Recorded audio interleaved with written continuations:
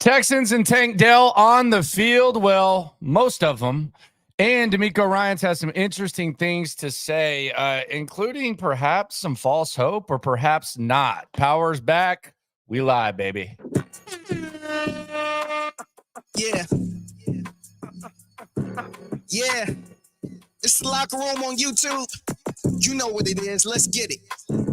Hey. Locker Room. Yeah, we in the locker room. Texas talk. Yeah, you know what we about to do. Localize. Every angle's what we really do. We the source. We the pulse of the city too. Landlocked. Got the game. Texans on the field. Tank Dell, full go. Stephon Diggs not there, among other things. DeMeco Ryans speaks, has some interesting stuff to say. It is the Locker Room, number one source for Texans digital content. I'm Landry Locker. You can hear me Monday through Friday, 10 to 2 Central, Sports Radio 610, the Odyssey app. You can see me right here. Power's been out in Houston, just got ours back this morning. So, yeah, not the most fun of times, but as I always like to say, it could be a lot worse. So we got Tank Dell back on the field, full go at OTAs for the Texans. And it's a very welcome sight. A lot of people, you were wondering, even naturally with the injury, how is Tank going to look? And then as soon as videos started kind of surfacing of Tank Dell working out, then he had the incident in which you didn't know what the recovery was going to be, how long it was going to be. You always could kind of take hints that perhaps Tank Dell was going to be all right, but you never want to assume things, especially with something like that. DeMeco Ryans met with the media. First question he was asked was about Tank Dell. Here's what DeMeco had to say about his second-year wide receiver. Tank Dell running around out there season. What does that mean for you guys as a team?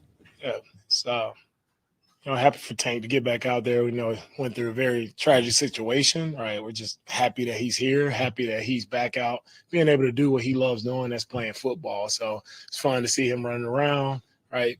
Being the same player he's been before, is making plays, right? Being a dynamic player for us. So everyone is excited to see Tank back out. So there you go. That's DeMeco talking about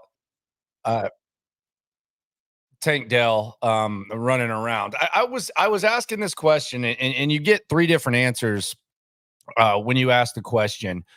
Who is going to be the Texans' number one wide receiver? I asked the poll question. Tank Dell was the most popular answer.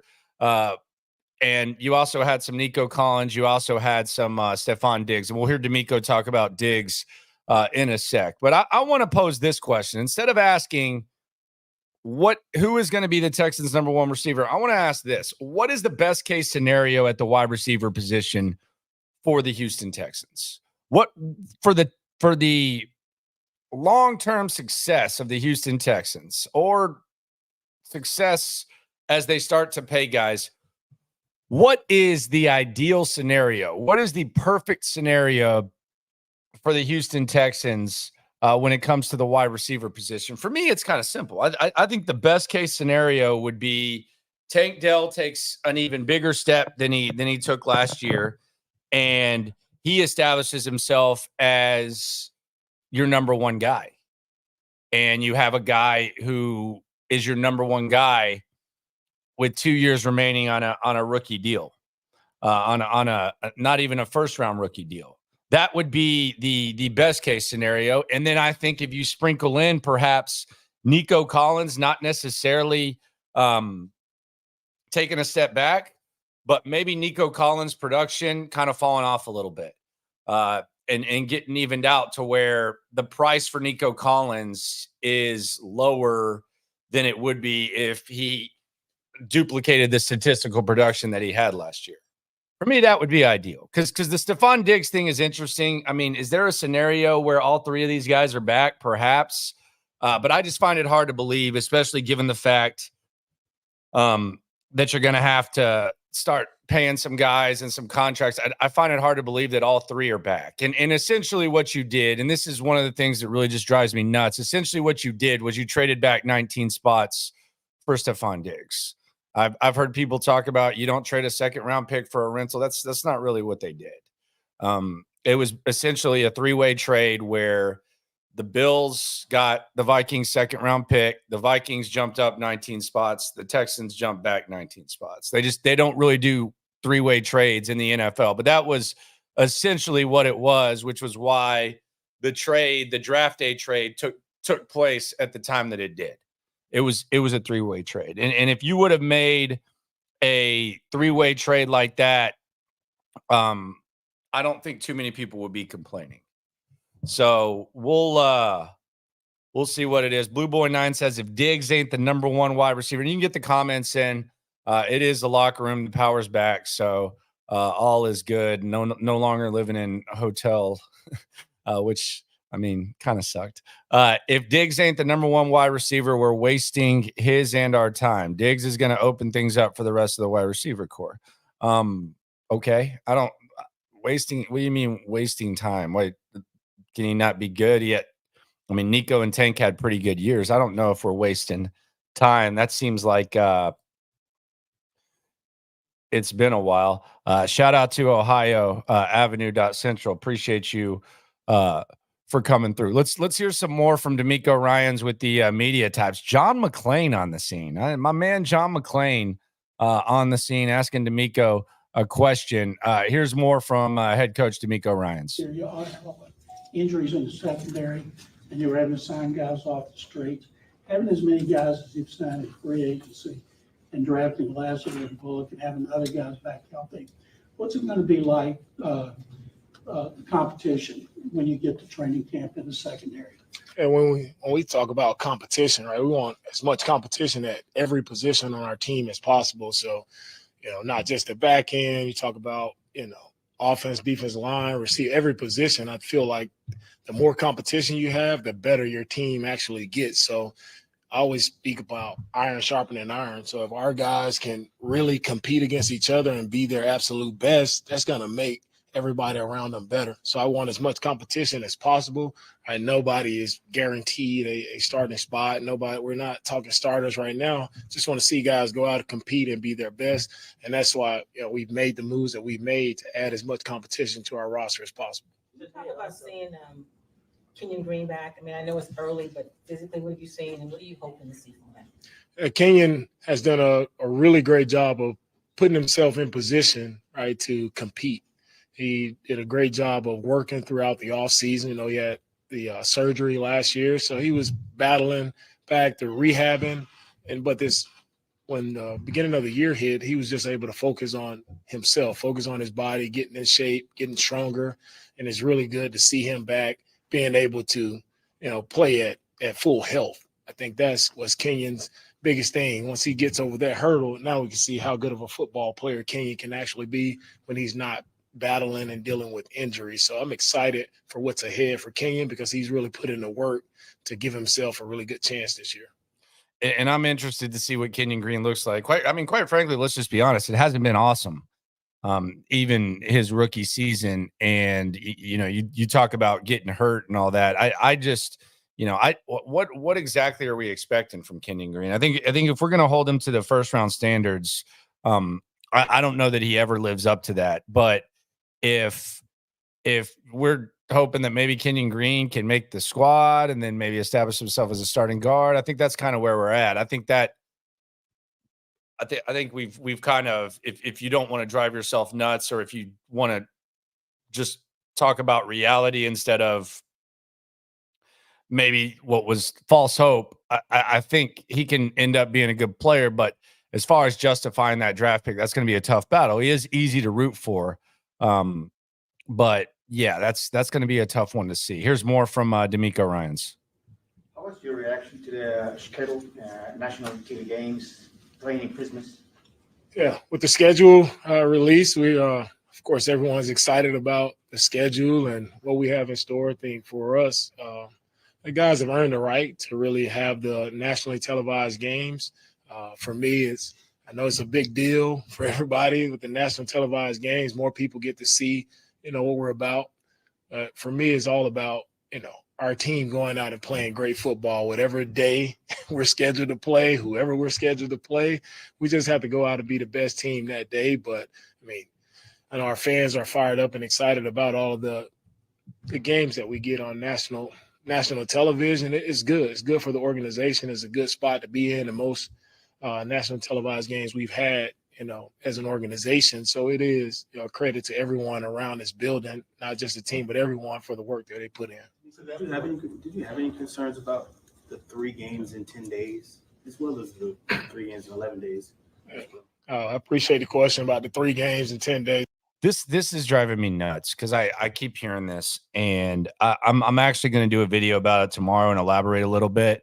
That 3-game stretch with 3 and 11 is actually favorable as opposed to the way it's being spoke on. And the thing about it is you were going to play those teams no matter what. So you were going to play Miami, you're going to play Kansas City, you're going to play Baltimore. Chances are, depending on how you feel, chances are those teams are better than you. There's a chance. I'm not saying that that's what I would bet on or anything like that. We got to see how it shapes up, but those teams, you're going to play them no matter what, and they're likely going to have an advantage over you in the quality of squad they are. We'll see. TBD.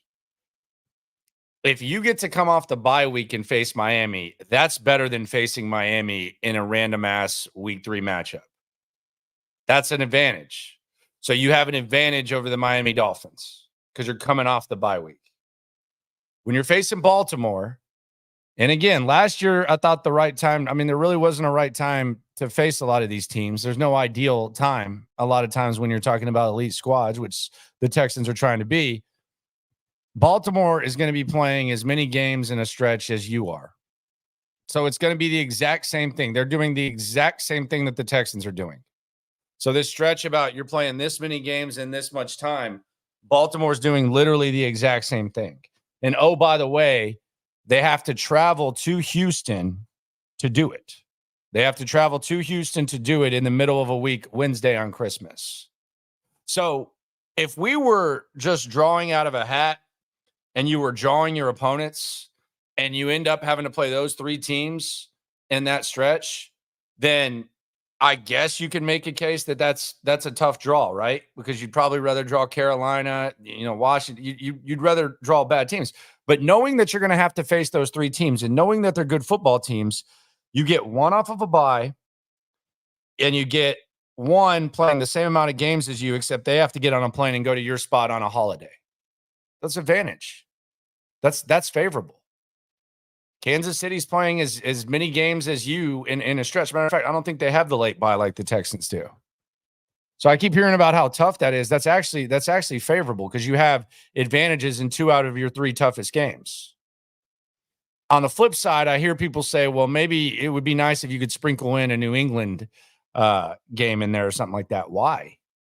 Do you want to face the Patriots coming off a bye? Chances are you're going to beat the Patriots no matter what. You're going to beat the Vikings no matter what.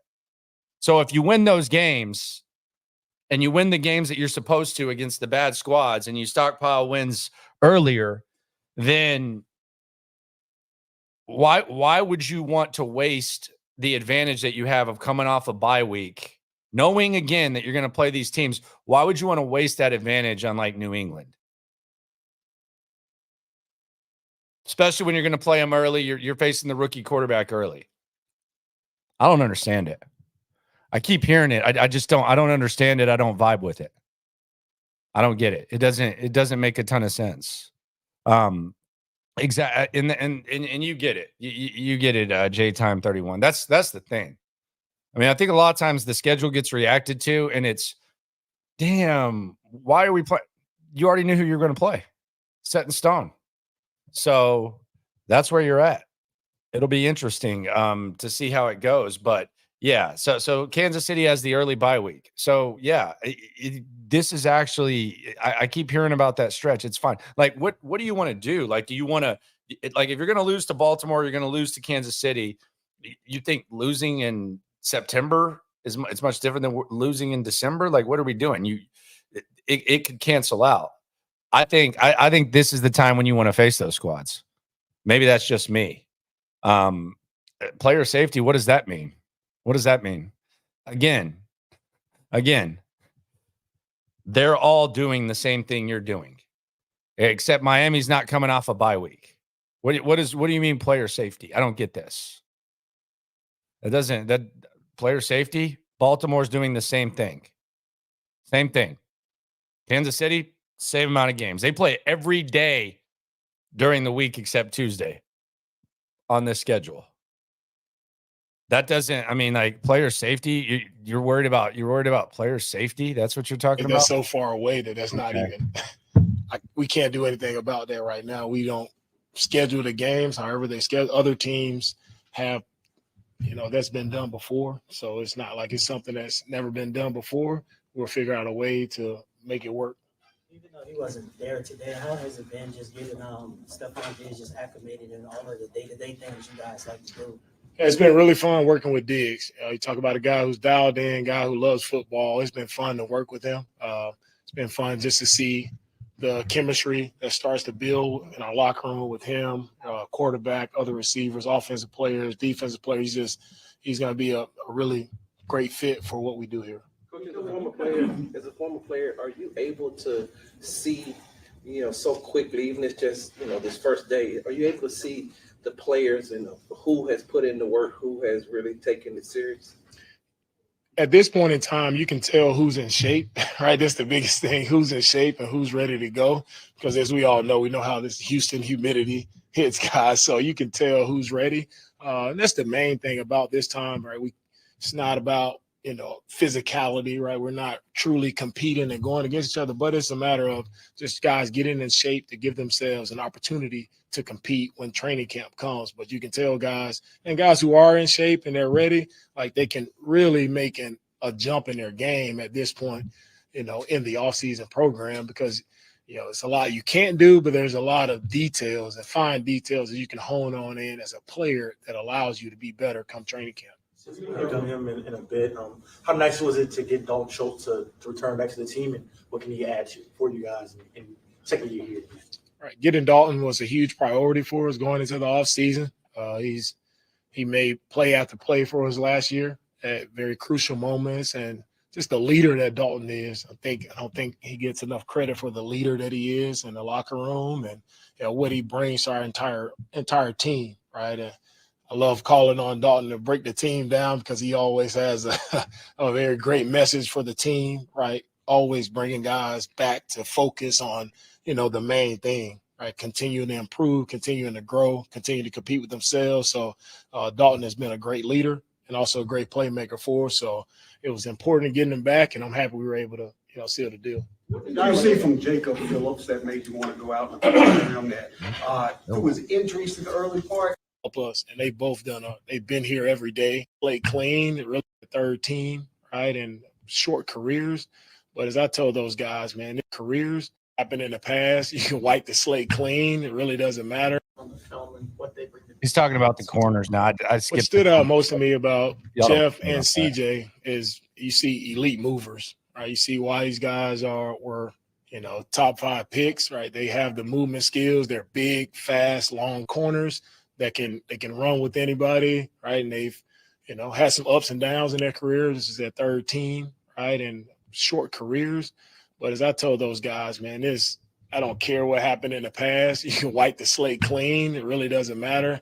Like, how can you come out and help us? And they've both they've been here every day of the off-season program, and they've done a great job of being dialed in the meetings and on the field as well. So I'm super excited to work with both guys. With a guy like Damien Pierce, who maybe didn't have the season. We're going to get him on Pierce, but I want to ask y'all this question as he talks about Damien Pierce. Are you more concerned? Put it in the comments. Be sure to subscribe, like, right along. It is the Locker Room. We're hearing from DeMeco Ryans after OTAs, which have continued. Are you more concerned about running back 2, in other words, Damien Pierce and everyone else, or cornerback 2 with Okudah, Henderson, Lassiter, whoever ends up playing? Which concerns you more? And here's DeMeco talking about Damien Pierce. He wanted last year. What was kind of the messaging to him and sort of the things he needed to work on? And I know it's early, but it looks like he's maybe changed his body a little bit. What do you kind of see from Damien and expect from him, and maybe a different role than a year ago when he was headed into OTAs? Yeah, what I've seen from Damien this offseason, it's a guy who's put in the work, as you mentioned, he's changed his body, right? He's strong. He's been working out every day of the all-season program. Damien, not only here just working out, man, I'm proud of Damien for him going back and finishing his degree at Florida. So, I mean, just a complete man, just working out as a football player, but also finishing that degree means a lot to him. And I see Damien having a very clear headspace as we're out working, and I think that will allow him to have a really productive year this year. And he has everything it takes, right, to be a really good running back for us. And I think having him and Joe as a 1-2 punch will be very beneficial for us all. All right, he's talking 1-2 punch. So, I mean, and here's the thing about Damien Pierce. He's trimmer. He's got the right mindset, and mentally he appears to be in a good spot. I thought the most impressive thing about Damien Pierce last year was that in the moment of a very frustrating season, he called it the best year of his football career because he was learning a lot, and he was kind of having to, push himself and figure some things out. There is no one on this football team, despite any skepticism, despite the fact he wasn't playable last year, there is no one on this football team that is easier to root for than Damien Pierce. There's a lot of guys that are easy to root for. He's right there up the top. DeMeco seems to be a believer. We'll see. But if Damien Pierce, if it doesn't work out, it's not going to be because he wasn't out of shape. It's not going to be because he wasn't fully invested, and it's not going to be because of his makeup. Because it's one thing to be able to reflect on one of the most disappointing years of your athletic career, but when you're in your early 20s and you're doing it in the moment, I think that says a lot about your character. It says a hell of a lot about your maturity. I am more concerned about, though, with that said, the running back position. Just because Damien Pierce wasn't playable last year, the cornerback thing is interesting. I think that when it comes to the cornerback, and maybe the offensive line gets a little bit better, so it works for them too. But I think the guys on the edge, Will Anderson taking the next step, and Danielle Hunter, and all the stuff they got up front, I think that can make the cornerback position a little bit easier. So if you ask me, do I feel great about either one? No. And we haven't seen training camp yet, so we still got plenty of time. But the one that I feel more confident in is probably corners. Plus, you have a lot more bodies there. You really don't have a lot of options at running back outside of Pierce, at least based on what we see on paper right now. Aziz shared a little bit of his story yesterday. I'm curious, what do you remember about the first time you met him, and what do you think about where he's come in his journey to get here? Yeah, with Aziz, and the first thing that I remember about Aziz is just one of the smartest players I interviewed when I first interviewed him at the Combine several years back. Very sharp player. He could draw up the entire defense, talk about blitzes in and out. He's a very smart player. Right? And still the same way today. Brings a very calming presence to our defense. Just his ability to communicate, right, and run the show as a Mike linebacker. He allows the other guys around him, right, to be calm and to play faster because of what he brings, right, to the table when it comes to communicating. But not only that, communicating, but he can also go make the plays, right? And that's what you have to have at that Mike linebacker position, and that's what he can do. Aziz he's a tremendous, as Dalton, as I mentioned about Dalton, he's a tremendous leader as well. He's a leader of men, and I'm excited to have him on our roster and just seeing him, right, continue to build the relationships with all of the guys in our locker room. They love him, man. They love Shire. You can tell that's DeMeco's guy right there. Autry sounded like Casario's guy. That's his guy. Guys are really gravitate toward Aziz and see that he has a lot to bring. With Nico, Tank, and Stephon, their skill sets are a little bit different. How valuable is it that you have three receivers that are capable of going for 1,000 yards, but their skill sets aren't duplicates? They all kind of do things a little bit differently.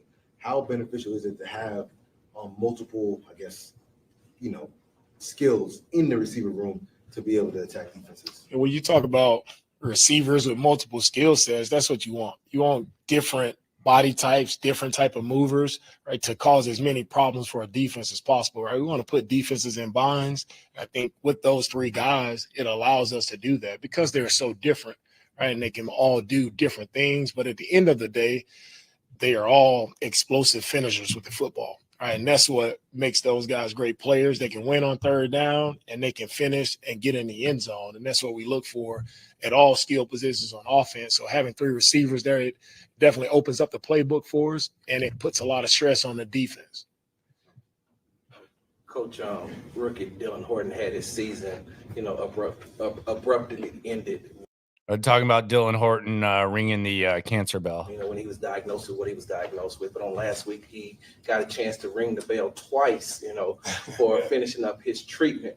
What did that mean to you and the organization just to see him battle through what he went through and for him to complete the treatments? What a special moment for Dylan. I mean, for me to see him ring the bell, it brings a tear to your eye just to know a young man whose career is ahead of him. He's going along playing football, and, at the drop of a dime, that changes. And that's for all of us, right? Life changes at an instant, at a moment, right? But it's about how you respond. And Dylan has responded, tremendous. His attitude has been off the charts throughout this entire process. And I think a lot of us have a lot to learn from Dylan Horton. I know a lot of us have people that are battling cancer or have been through it or have, going through it themselves. But I think Dylan is such an inspiration to know that whatever you're battling, whatever you're going through, if you attack it with a positive attitude, the right mindset, like you too can overcome it. And that's what Dylan was able to do. I was happy to have him in our team meeting this morning and highlight him, and all the guys, all the guys were clapping for him, and just you see the support that he have, all the guys that were around him, praying for him, right, pulling for him, encouraging him along the way. That's what life is all about. We get to do football for a living, but when real life hits you, right, something as serious as that, and to see a young man overcome at such a young age, couldn't be more proud of him and what he's accomplished, and seeing him ring that bell was an exciting moment for everyone. Just quick follow-up to DJ's skill set question. When you guys were adding Diggs, was that something that you guys thought about as far as like, hey, when you add a guy like that, it also helps as far as he adds a different skill set, or was it just Diggs, the type of talent of player he is, and I guess in that regard? I think it's just Diggs. It's no, for sure, man. Diggs is, as I always said, man, everybody sees what he can do in the plays that he's able to make. So, yeah, I'm fired up to add him because he's such a dynamic playmaker. He has many different skill sets, but you put on the tape, this guy's a playmaker. All right. Thank you, guys. DeMeco Ryans live at OTA. Some interesting stuff. It's obvious that he loves Damien Pierce. He believes in Damien Pierce. And I do wonder if they're kind of on standby when it comes to the running back market with Damien Pierce. That'll be interesting to see what they do there. The cornerback position, that's going to be something to watch. I kind of feel for the corners because there's a lot of opportunity to look bad. There's a lot of opportunity to look bad when it comes to being a corner and practicing against these guys. Now, it'll probably make you look better on game day, but there's probably going to be a lot of times where when we're live at training camp and we're on the field and stuff, Akuda or Henderson or Lassiter gets burned just because that's how good this receiving core is. As far as the running back position, the Damien Pierce thing is going to be interesting to watch. They believe in him. I think even if Damien Pierce is good, you could still probably use some more